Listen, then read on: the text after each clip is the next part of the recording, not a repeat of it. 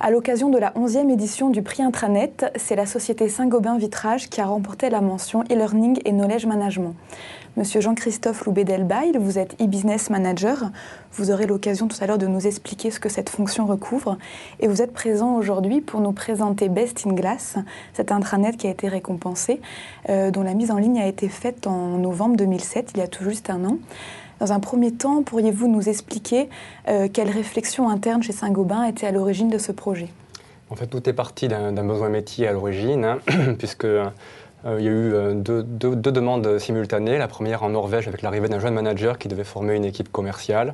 Et puis la seconde en Chine avec la mise en place d'une nouvelle entité là-bas, une nouvelle activité.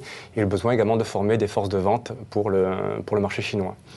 À partir de là, au-delà du concept, il a fallu bâtir un prototype. Et ça a été la première étape du projet, bâtir un prototype qui convainque les managers que le projet était jouable et répondait aux besoins. Et puis après, l'année suivante, en fait, on a déployé tous les modules nécessaires pour pouvoir satisfaire la demande de formation des équipes marketing et commerciales. Cet outil a été créé par le service que vous dirigez, qui s'appelle donc e-business. Pourriez-vous nous expliquer quel est le rôle de ce service et pour quelles raisons il a été amené à créer cet outil Best in Glass? Alors il faut savoir que chez Saint-Gobain Vitrage, le service e-business recoupe des chefs de projet fonctionnels qui sont plutôt métiers, marketing, commercial ou financier. Ces équipes-là sont directement intégrées aux équipes marketing et sont donc capables de les suppléer. Et en fait, il se trouve que les chefs de projet chez nous avaient la capacité de créer les contenus alors que les chefs de projet marketing de l'époque n'avaient pas trop le temps. Et donc c'est la raison pour laquelle on a lancé le projet. La seconde raison qui explique un petit peu pourquoi c'est l'e-business qui a piloté le projet, c'est qu'on pouvait rajouter la dimension pédagogique et la dimension outils informatiques avec les animations en 3D en flash à la dimension purement formation. Et cet outil aujourd'hui est accessible en 3 langues. Il me semble, vous nous expliquerez lesquelles. Je crois que vous avez des projets de développement également. Alors en fait, le prototype a été développé en anglais, ce qui est un peu paradoxal pour une société aussi française que Saint-Gobain, mais en fait on voulait dès le début le prévoir comme un programme international, et finalement ça nous a bien servi puisque la première langue de déploiement était la Chine, le mandarin, et aujourd'hui il existe également en tchèque.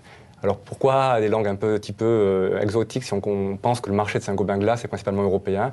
C'est d'abord parce que la première demande vient des marchés émergents, des nouveaux marchés.